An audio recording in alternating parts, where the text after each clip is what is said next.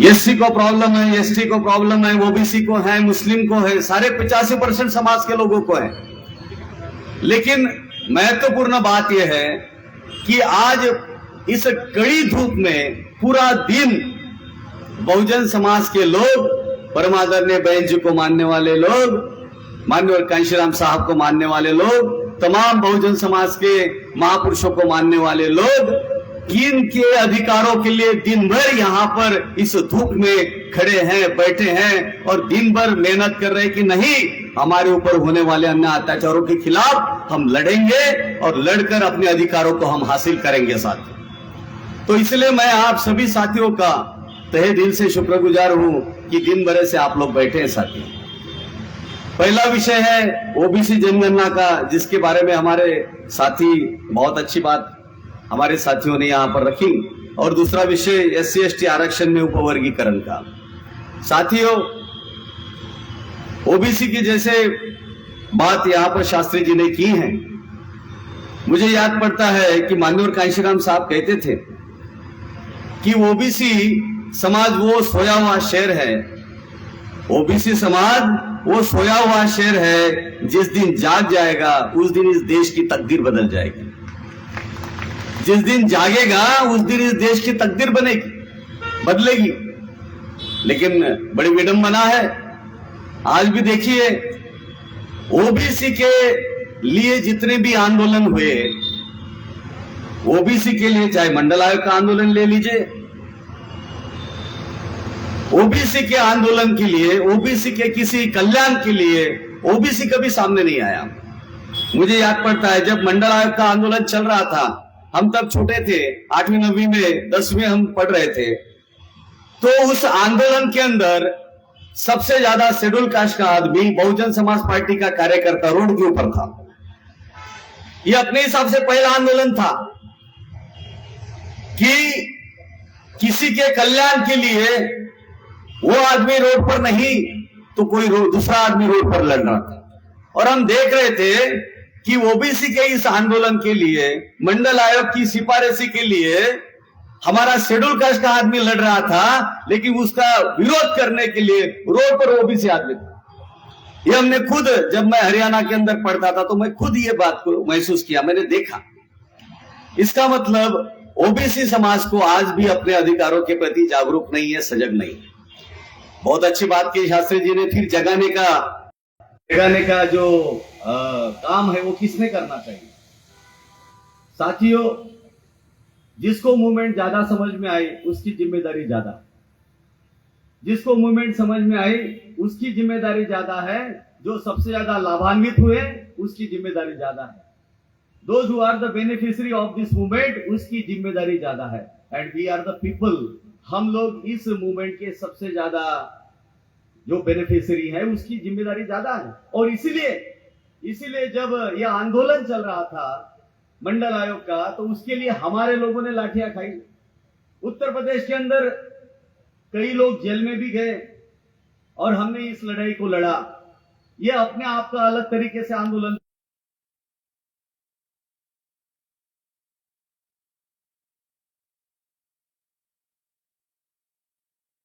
उन्नीस 90 में 91 में ये लागू तो हो गया।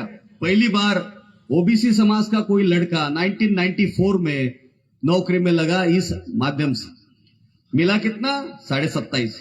मैं आपको ये बताना चाहता हूं पर्टिकुलरली ओबीसी के साथियों को कि ये मनुवादी लोग बड़े होशियार होते हैं।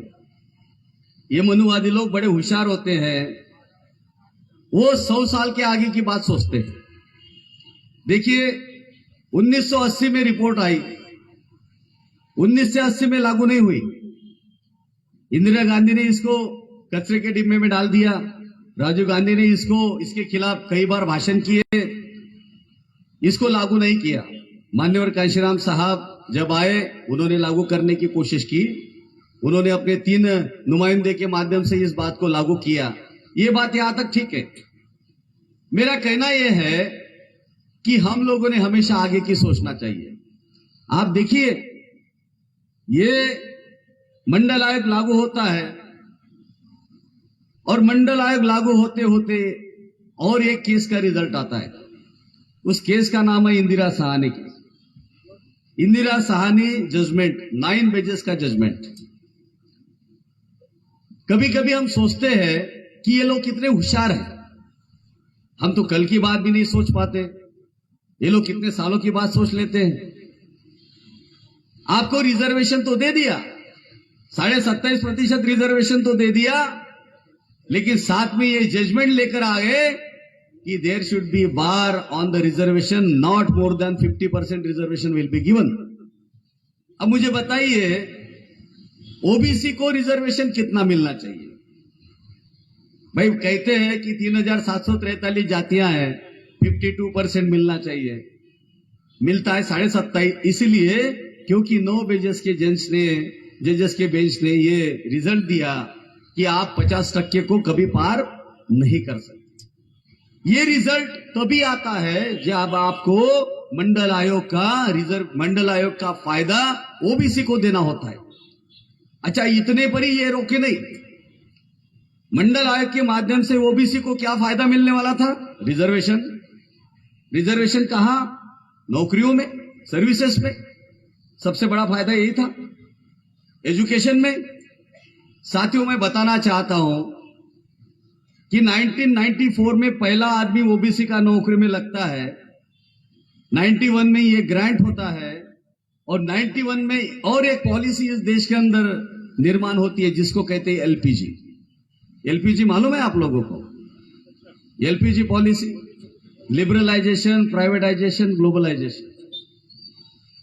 यानी आप सोचिए कि मनुवादी लोग कितने सोचते हैं, हम लोग नहीं सोच पाते। हम लोग बड़े खुशनसीब है, आपस में लड़ते हैं हमेशा, इतने खुशनसीब है। हम केवल अपना समय लड़ने में बिताते हैं, आपस में लड़ेंगे, संगठन के अंदर लड़ेंगे, एक गांव में लड़ेंगे, एक दूसरे की खींचेंगे, लेकिन ये लोग हमेशा ये सोचते हैं कि इन लोगों के साथ कैसे लड़ा जाए। 1991 में मनमोहन सिंह वित्त मंत्री, इस देश का PM PV Narasimha Rao, policy लेके आता है एलपीजी। क्या पॉलिसी है? इस देश के अंदर तमाम जो गवर्नमेंट के स्टेट्स है, यानी प्रॉपर्टी, गवर्नमेंट के जितने भी उद्योग है, चाहे पब्लिक सेक्टर्स हो या गवर्नमेंट के सेक्टर्स हो, उनको प्राइवेटाइज किया जाए, धीरे धीरे उनको प्राइवेटाइज किया जाए। यानी देखिए, एक तरफ से तो आपके हाथ में एक झुंझुना दे दिया कि आपको 27.5% रिजर्वेशन दे दिया, दूसरे तरफ इन्होंने एलपीजी पॉलिसी लेकर आ गए और एलपीजी पॉलिसी के माध्यम से आप लोगों का रिजर्वेशन खत्म कर दिया। आप बताइए, ना बीएसएनएल रहा, ना बैंक रहा, ना एलआईसी रहा, ना बेल रहा, ना सेल रहा, कुछ भी नहीं है। सारे गवर्नमेंट के डिपार्टमेंट को इन्होंने प्राइवेटाइज कर दिया और अब मांगो रिजर्वेशन। अब आगे रिजर्वेशन कहां मांगोगे? क्योंकि प्राइवेट सेक्टर में देयर इज नो रिजर्वेशन और गवर्नमेंट के सेक्टर्स को हम प्राइवेटाइज करेंगे, तो आपको, क्योंकि आपको तो हमें देना ही नहीं था। पहली बार खालेलकर आयोग बना, उसको भी हमें नहीं देना था, उसको भी हमने कचरे के डिब्बे में डाल दिया। दूसरे बार बड़े मुश्किल से मोरारजी देसाई आए, उन्होंने वो बनाया, और कांशीराम साहब नामक कोई व्यक्ति हुआ जिन्होंने बहुत संघर्ष किया, जिसके माध्यम से आपको मिला है। आपको तो देना ही नहीं था, बड़े मुश्किल से दिए हैं, लेकिन उसको हम धीरे धीरे निकाल लें। तो क्या हुआ सर? इस देश में एलपीजी पॉलिसी के माध्यम से बड़े पैमाने के ऊपर प्राइवेटाइजेशन का दौर शुरू हुआ।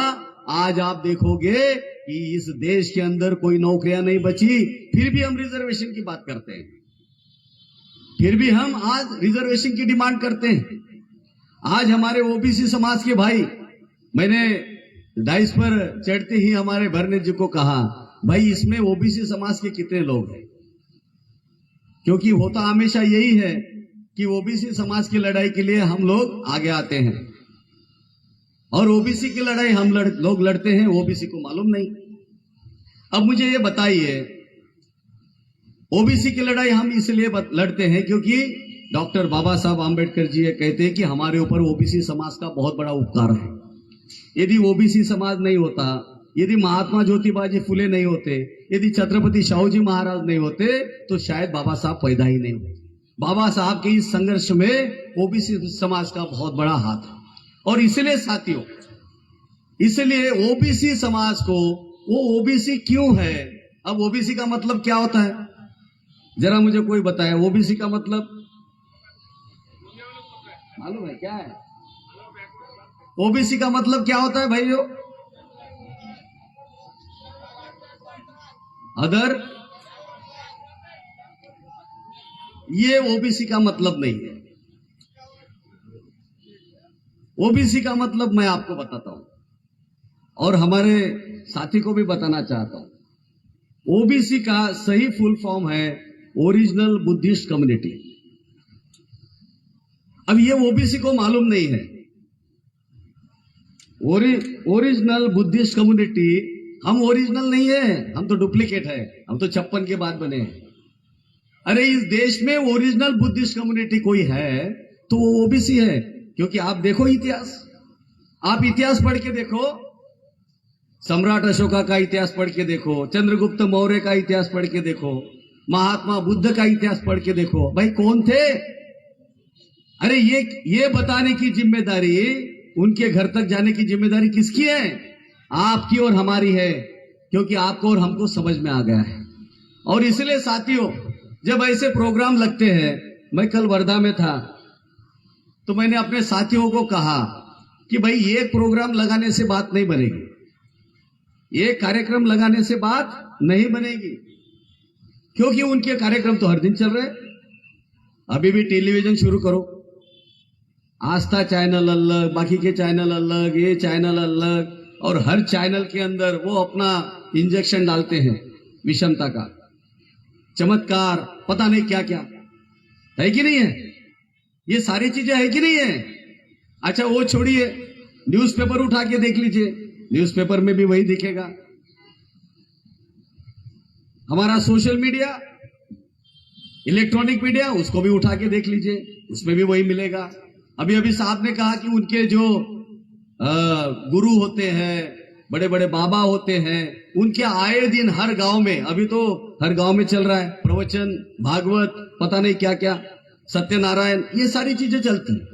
ये उनके कैडर कैंप है sir, these are the cadre camps of मनोवादीज। ये ओबीसी समाज को उधर ले जाने का मार्ग है। वो लाखों के संख्या में काम कर रहे हैं, और हमारा 2-4 महीने के बाद ऐसा प्रोग्राम लगता है, तो लड़ाई कैसे जीतेंगे? लड़ाई कैसे जीतोगे? और इसलिए मैं अपने साथियों को कहता हूं कि साथियों, आपके कैडर्स एक दिन में कम से कम हजारों की तादाद में होने चाहिए। आपके कैडर्स एक दिन में हजारों की तादाद में होने चाहिए। इसलिए परम आदरणीय बहन जी ने क्या कहा? परम आदरणीय बहन जी ने कहा कि आप बूथ बनाइए, शाखा बनाइए, और शाखा के अंदर कम से कम 10 लोग तैयार होने चाहिए, और एक दिन में कम से कम 10 शाखाओं का कैडर होना चाहिए। अब सुनिए, 10 शाखाओं में 100 लोग। अब एक दिन में आपने 100 लोगों का एक कैडर ले लिया, एक जगह पे बिठा दिया, जैसे आज आप लोग बैठे। ऐसे पूरे महाराष्ट्र के अंदर 6,000 सेक्टर्स है, 10 बूथों का एक सेक्टर, 6,000 सेक्टर है। अब आप देखिए, लोग कहते थे कि यूपी में बीएसपी खत्म हो गई, बीएसपी खत्म हो गई। आपने 9 अक्टूबर को रेला देखा? आप भी तो गए थे, आपके यहां से भी बहुत लोग गए थे देखने के लिए। इधर मैं बहन जी को बुलाता हूं, बहन जी को इनवाइट करते हैं, तो यहां के लोग नहीं आते, लेकिन यूपी में चले गए देखने के लिए। क्या देखा? अरे 90% वहां बूथ तैयार हो गए, तो 9 अक्टूबर को अपने घर की रोटी, अपने घर का गुड़, अपने घर की पूड़ी और एक बोतल में अपना पानी लेकर कई महीनों से, कई दिनों से लोग कई किलोमीटर से चलकर आए, और 9 अक्टूबर को सवेरे 9 बजे 17 लाख लोग वहां पर इकट्ठा हुए उत्तर प्रदेश के अंदर। आप लोगों ने देखा, ये किसका नजारा था? ये सेक्टर और बूथ बनाने का नजारा था। उन्होंने 90% बनाए। इसलिए आज परम आदरणीय बहन जी कहती है कि आने वाले दिनों में 5वीं बार उत्तर प्रदेश के अंदर हमारी सरकार बनने जा रही है और 5वीं बार परम आदरणीय बहन कुमारी मायावती जी 5वीं बार मुख्यमंत्री बनेगी साथियों आने वाले 2027 में। इसलिए केवल क्योंकि मान्यवर कांशीराम साहब कहते हैं इस देश के अंदर सामाजिक और आर्थिक परिवर्तन हो सकता है, इस देश के अंदर सामाजिक और आर्थिक क्रांति हो सकती है और वो केवल और केवल प्रबोधन के माध्यम से हो सकती है जो आज हम लोग यहां कर रहे हैं। इस देश के अंदर क्रांति हो सकती है लेकिन तलवार से नहीं, प्रबोधन के माध्यम से। और हमारा कैडर ये प्रबोधन होता है साथियों। लेकिन एक दिन में या एक महीने में एक तरीके का एक दिन में कैडर करने से कुछ नहीं होगा। और इसलिए परम आदरणीय बहन जी ने हमें एक मार्ग दिखाया कि भाई आप अपना संगठन बना लीजिए।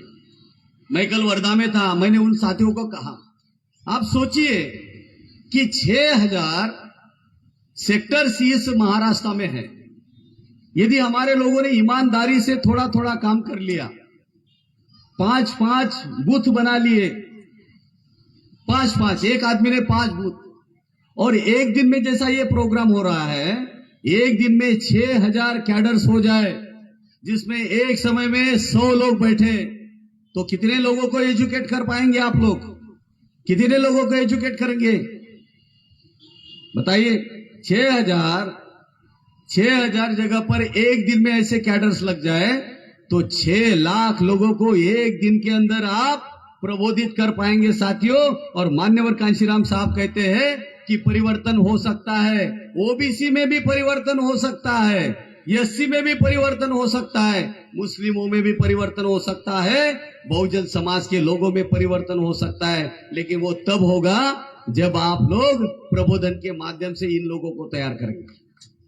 अब हमारी प्रॉब्लम यह है कि हमारे पदाधिकारी कहते हैं भाई एखादा शास्त्री जी जैसे आदमी जुड़ गए या हमारे मुस्लिम भाई जुड़ गए तो कहते हैं की त्यानं त्याच्या समाजात जाओ आणि त्यानं त्याच्या समाजामध्ये जाऊन जागरूकता आणावी।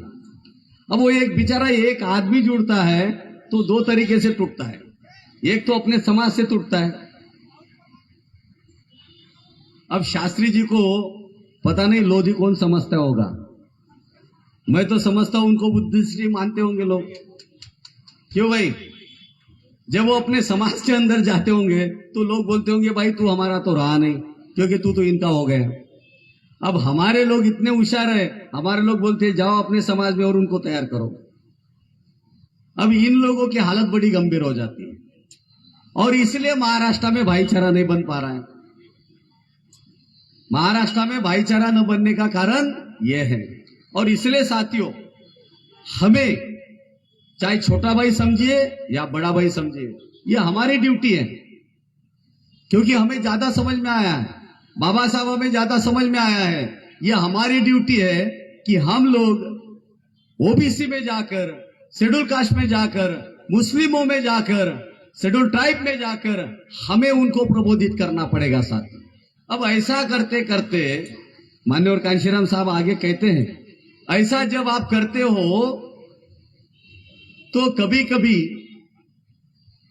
मूवमेंट का ये काम करते हुए कभी कभी ऐसा हो सकता है कि ये अच्छा काम करते हुए, प्रबोधन का काम करते हुए अपने ही लोगों से जाने अनजाने में आपके साथ मान अपमान का व्यवहार हो सकता है। होता है कि नहीं होता है? आप बड़े बुजुर्ग साथी भी बैठे हैं यहाँ पर, उन्हें मालूम होगा जब मूवमेंट को स्टार्ट किया मान्यवर साहब ने तब यहाँ पर रिपब्लिकन पार्टी थी तो वो लोग हमें बताते हैं, हमें जिन्होंने तैयार किया वो हमको बताते हैं कि वो लोग पत्थर लेके उनको मारते थे, गांव में घुसने नहीं देते थे, बात नहीं करने देते थे। करने देते थे क्या? कठिन समय था कि नहीं था? आज उतना कठिन समय है क्या? अरे आज आप गांव में जाते हो तो आपको चाय भी मिल जाती है, नाश्ता भी मिल जाता है, कहीं कहीं मान सम्मान भी मिल जाता है, कहीं कहीं फूल भी मिल जाते हैं। आज पत्थर नहीं मिलते। लेकिन जब आज इतनी अच्छी परिस्थिति है तो हम काम नहीं कर पा रहे। जब परिस्थिति अच्छी नहीं थी तब मान्यवर कांशीराम साहब ने इस महाराष्ट्र के अंदर ही नहीं, इस देश के अंदर एक बार नहीं तो 3-3 बार मुख्यमंत्री बनाने का काम किया और इस महाराष्ट्र के अंदर भी ये दिखा दिया की हो सकता है, होऊ शकत आहे. तुम्हाला माहित आहे, पहिल्यांदा मान्यवर कांशीराम साहेबांनी पुण्यामध्ये रिपब्लिकन पार्टी ऑफ इंडिया सोबत काम करत करत तिथला पहिला मेयर बनवण्याचं काम आणि तुम्हाला दाखवून देण्याचं काम कि नहीं, मूवमेंट का काम करते करते आम्बेडकरिज्म को, बाबा साहब की विचारधारा को यदि आप संगठित हो जाओ तो उसको सफल किया जा सकता है. साथी, ये मान्यवर कांशीराम साहब ने दिखाया. और इसलिए मैं ये बात बार बार अपने कैडर्स को, अपने लोगों को कहता हूं कि केवल एक हाथ कार्यक्रम लगाने से या एक हाथ कैडर लेने से बात नहीं बनेगी. यहां बैठे हुए सभी लोगों को काम करना होगा. काम इसलिए करना होगा कि अभी SC ST का सब क्लासिफिकेशन वो भी हो रहा है. अब मुझे बड़ा, साहब बता रहे थे, बड़ा आश्चर्य होता है कि कुछ मनुवादी लोग भी ऐसे ही आपके बीच में इसके पहले धरना आंदोलन किए कि भाई SC ST आरक्षण में उपवर्गीकरण नहीं होना चाहिए. मैं इन लोगों को पूछना चाहता हूं साथियों, मुझे मालूम पड़ा यहां हुआ, आप बताइए, लोकसभा का इलेक्शन चल रहा था, मेरे ख्याल से 13 तारीख रही होगी, मार्च 13, आपको मालूम होगा. नागपुर के अंदर बहुत बड़ी रैली हुई, परम आदरणीय बहन जी आई.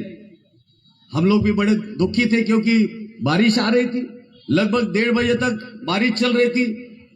परम आदरणीय बहन जी हमेशा बार बार माननीय रामजी गौतम साहब को पूछ रही थी मैं आऊं कि नहीं आऊं, क्योंकि बारिश आ रही. बारिश एकाएक 2 बजे रुक गई. मुझे बड़ा अच्छा लगता है कि गोंदिया के बड़े साथी बड़ी संख्या में वहां पर पहुंचे. आपने देखा होगा इतने बारिश के बावजूद भी वो रैली सक्सेसफुल हुई. ऐसा लगता था कि मानो सैलाब आ गया अपने लोगों का, और ऐसा लग रहा था कि हो सकता है कि 2024 में पहली सीट नागपुर से निकल जाए, क्योंकि परम आदरणीय बहन जी को वो नजारा देखते हुए ऐसा लग रहा था कि नागपुर के अंदर पहली सीट हमारी निकल जाए. साथियों, क्या हुआ? 13 तारीख को हमारी सभा सक्सेसफुल होती है और 14 तारीख को हमारे समाज के कुछ पढ़े लिखे लोग, जो लेखक है, कवि है, डॉक्टर्स है, इंजीनियर्स है, IAS है, IPS है, बड़े बड़े जिनको बुद्धिजीवी कहा जाता है, जिनके पास थोड़ी बुद्धि होती है, 13 तारीख की सभा के बाद 14 तारीख को नागपुर में जमा होते हैं, इकट्ठा होते हैं और एक बात के ऊपर चिंतन करते हैं. क्या बात? संविधान खतरे में है. जैसे मनुवादी लोग बोलते हैं ना, हिंदू खतरे में है, ऐसे एक इश्यू के ऊपर बात चल रही. 14 तारीख को दूसरे दिन, बहन जी आने के दूसरे दिन, क्या संविधान खतरे में. आता संविधान वाचवायचं आहे तर दगडापेक्षा वीट मऊ. संविधान वाचवायचं आहे तर दगडापेक्षा वीट मऊ. और कौन कह रहा है? जिसके ऊपर बाबा साहब ने जिम्मेदारी दे रखी है, जिसने बाबा साहब का नमक खाया है, वो आदमी कह रहा है. अब साथियों, इलेक्शन हो गया. जिस गांधी ने और कांग्रेस ने बाबा साहब को मरते दम तक नहीं छोड़ा, 2 गज जमीन भी नसीब जिनको नहीं होने दिया, उस कांग्रेस को बहुजन समाज पार्टी ने दिखा दिया कि आपकी ताकत क्या है और आपकी जगह कहां पर है. 49 मेंबर्स पार्लियामेंट लेकर उसको विपक्ष का कोई पद बहुजन समाज पार्टी ने नहीं मिलने दिया साथियों. लेकिन इन्हीं बुद्धिजीवी लोगों के कारण वो 99 पर दोबारा पहुंचे, संजीवनी मिल गई. और 2024 के इलेक्शन के तुरंत बाद अगस्त 2024 में एक रिजल्ट आता है और माननीय सुप्रीम कोर्ट जी कहते हैं कि SC ST में सब क्लासिफिकेशन होना चाहिए. अब आप मुझे बताइए, पूरे देश के अंदर तमाम शेड्यूल कास्ट की कई संगठनाएं हैं, हजारों लाखों की तादाद में संगठनाएं, हजारों लाखों की तादाद में हमारे लोग बाबा साहब की जयंती को सेलिब्रेट करने के लिए इकट्ठा आते हैं. अलग अलग छोटी छोटी संगठनों के माध्यम से आते हैं. अगस्त महीने में रिजल्ट आता है 3 महीने के बाद, 2 महीने के बाद, केवल इलेक्शन के बाद पार्लियामेंट का सेशन चालू रहता है। अकेली हमारी शेरनी बहन कुमारी Mayawati ji second day press लेकर बोलती है कि इसका विरोध बड़े पैमाने पे ऊपर किया जाएगा। माननीय सुप्रीम कोर्ट ने यह निर्णय ठीक नहीं दिया है। मैं पार्लियामेंट के अंदर तो बैठने वाले तमाम लोगों से ये कहती हूं कि इसके खिलाफ विधेयक लाया जाए और इसको 9वीं सूची में डाला जाए। कहते हैं नहीं कहते? कौन से नेता ने दूसरे दिन इस SC ST सब क्लासिफिकेशन के खिलाफ बात किया? बताइए। आज आप लोगों के बीच में आकर यहां धरना प्रदर्शन करते हैं आज। लेकिन साथियों, परम आदरणीय बहन जी ने दूसरे दिन भारत बंद का ऐलान किया इस BCI के संदर्भ में और भारत बंद करवाया SC ST सब क्लासिफिकेशन के लिए। ये बात आप लोगों ने अपने समाज तक लेके जानी चाहिए। अब यही लोग जो 131 बैठे हुए थे, 131 है कि नहीं, पुनः पैक के माध्यम से कितना मिला? 131 मेंबर ऑफ पार्लियामेंट चल रहा था, पार्लियामेंट चल रहा है, SC ST का सब क्लासिफिकेशन आया। क्या किसी एक मेंबर ऑफ पार्लियामेंट को इतना भी नहीं लगा कि मेरे समाज के ऊपर अन्याय अत्याचार हो रहा है तो मैंने इसके खिलाफ बात करनी चाहिए? Not a single member of parliament, एक आदमी भी पार्लियामेंट के अंदर नहीं बोला इस चीज के खिलाफ। अब आप मुझे बताइए कि आपने संविधान को बचाने के लिए कांग्रेस को 49 से 99 पहुंचा दिया। अरे कहां गए वो मेंबर ऑफ पार्लियामेंट? कहां गए वो लोग जो संविधान को बचाने की बात कर रहे थे?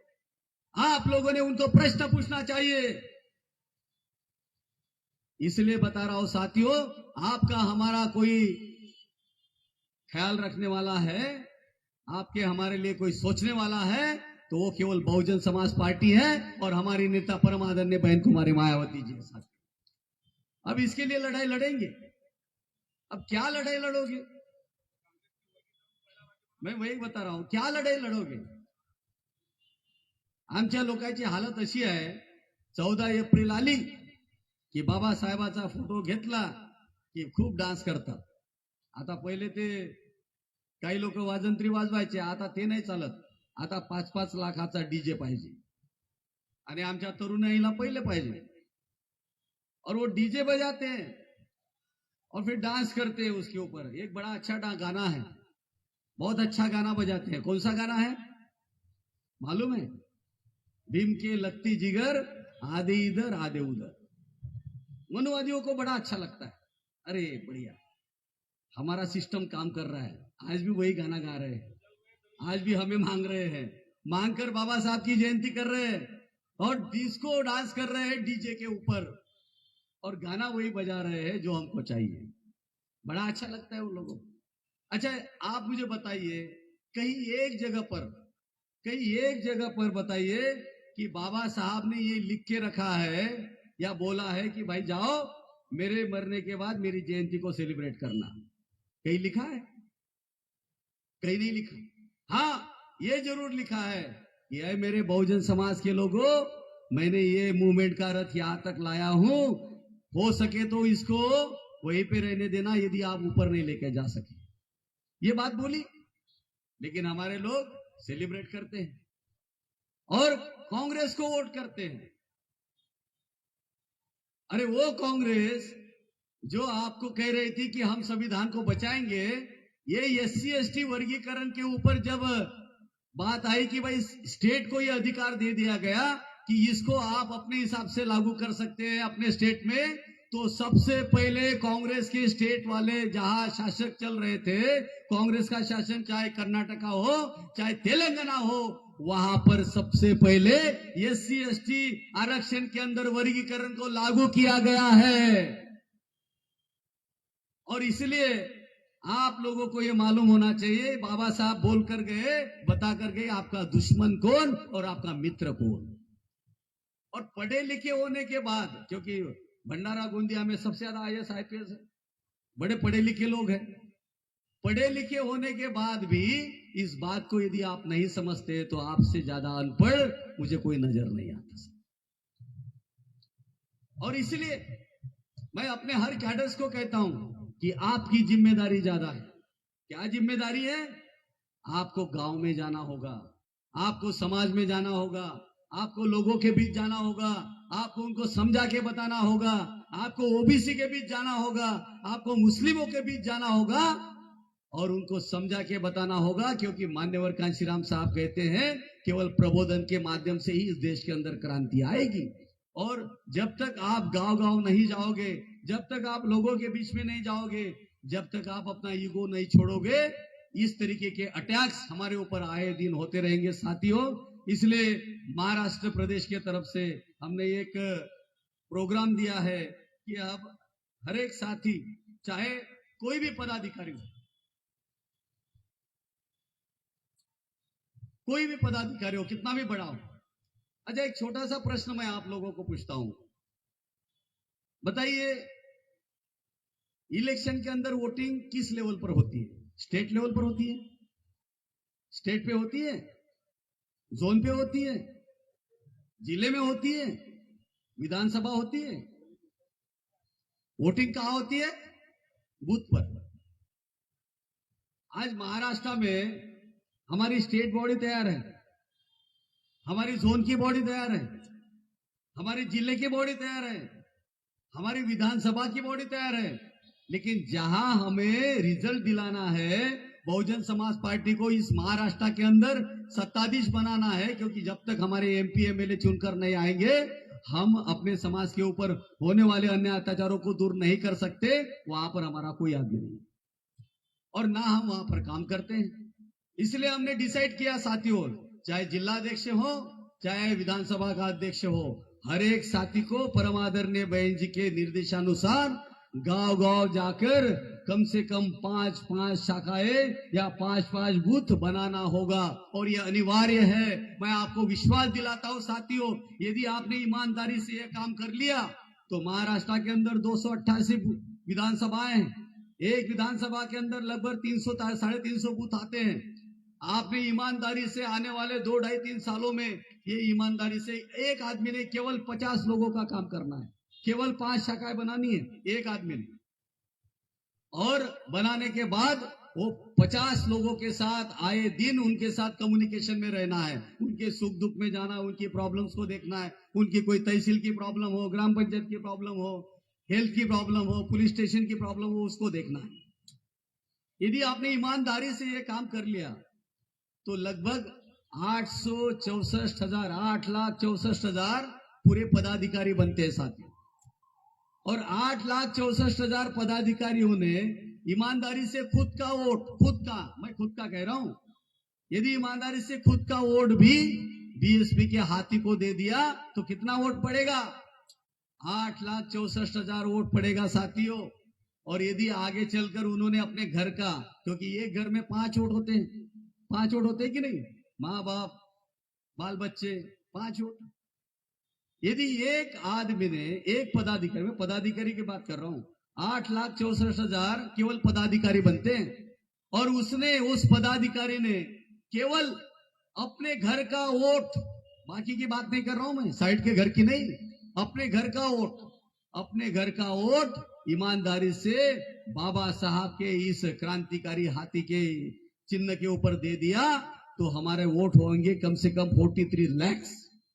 आज हम 4 लाख भी नहीं, आज हमारे पास 4 लाख भी वोट नहीं है। और वो वोट किसके हैं? वो लोगों के वोट है जो मिशनरी हैं, जिनको काट डालो तो भी नीला कलर दिखेगा, उनका वोट है। क्योंकि हमारा तो कोई बूथ सेक्टर बना नहीं और अब की इसके पहले कभी काम हुआ नहीं।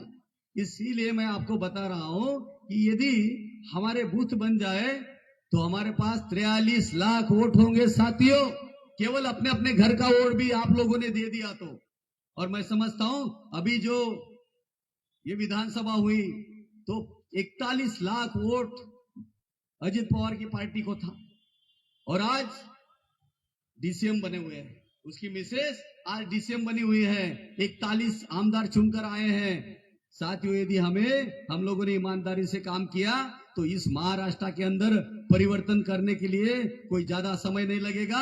परिवर्तन दूर नहीं है, केवल आप लोगों ने, आप में से हर एक साथी ने ये अपने आप से कमिटमेंट करना चाहिए कि इस महापुरुषों का जो कारवा है ये बढ़ाने की जिम्मेदारी केवल इधर के लोगों की नहीं है, यहाँ बैठे हुए सभी लोगों की है। सभी लोग अपना अपना थोड़ा थोड़ा काम करें, इस मूवमेंट को आगे बढ़ाने के लिए समाज में जाए, गांव में जाए, लोगों को बताए, उनकी प्रॉब्लम्स को सॉल्व करे। मैं समझता हूं आने वाला 2029 ये बहुजन समाज पार्टी का होगा और इस महाराष्ट्र के अंदर भी हमारी सरकार बन सकती है, बशर्ते आप सब लोग अपने आप से एक कमिटमेंट कर लो कि आपको इस मूवमेंट को आगे बढ़ाना है। आज मुझे बड़ी खुशी होती है, 12 बजे से लेकर लगभग 7 साढ़े 7 बजे हैं, आप इतनी देर तक यहाँ पर खड़े हैं, बैठे हैं, धूप में भी बैठे हैं। मैं आप लोगों का तहे दिल से महाराष्ट्र प्रदेश की तरफ से धन्यवाद अदा करता हूँ। आप लोग आए यहाँ पर, इस कार्यक्रम को आपने आगे बढ़ाया, इसको सक्सेस किया, इसलिए आप लोगों का धन्यवाद अदा करते हुए एक बात तो आपसे जरूर कहना चाहूंगा कि साथियों, जैसे शरीर में ब्लड नहीं होता तो आदमी काम नहीं कर सकता, उसी प्रकार से संगठन के लिए यदि पैसा ना मिले, फंडिंग ना हो तो कोई काम नहीं हो सकता। और बहुजन समाज पार्टी का फंडिंग का सोर्स कौन है? आप लोग। बहुजन समाज पार्टी के पास पैसा कहां से आता है? हमारे कार्यकर्ताओं से, हमारे पदाधिकारियों से।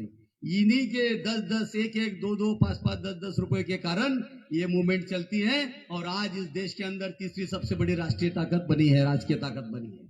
और इसलिए जब ये प्रोग्राम इतना बड़ा सक्सेस आप लोगों ने किया तो मैं समझता हूं कि आप लोगों ने इसके लिए दान भी करना चाहिए, डोनेशन भी करना चाहिए।